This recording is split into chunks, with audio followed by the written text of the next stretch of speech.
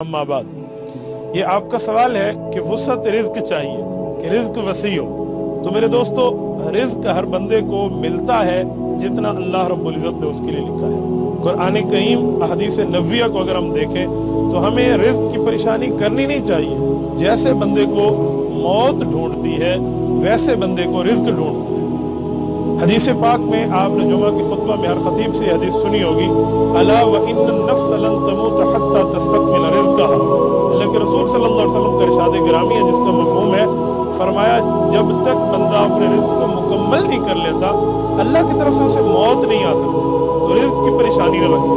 हाँ, रिज़्क़ वसी हो जाए इसके लिए भी वजीफा मौजूद है।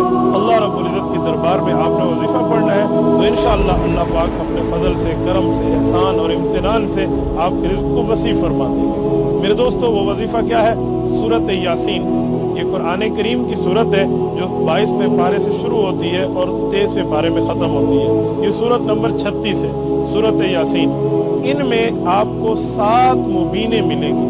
7 मुबीन सूरत यासीन में आई है। अगर आप 7 मुबीनों को देख लें, मसलन एक आयत नंबर 12 का एंड है, आयत नंबर 13 है, आयत नंबर 24 है, 42 है, 60 है, एक कम 70 है और 77 है। ये 7 मुबीनें हैं।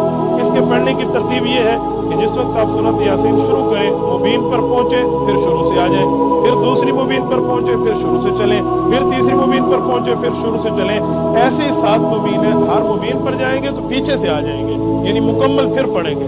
तो जब आपने वो मुबीन पढ़ ली जिसको आप पहले पढ़ चुके थे तो अगली मुबीन तक आ जाए। अब अगली मुबीन के बाद फिर शुरू करेंगे तो उससे अगली मुबीन पर। इस तरह आप इसको पढ़ें तो अल्लाह रब्बुल इज्जत आपके रिज़्क़ को इंशाअल्लाह वसी फरमा देंगे।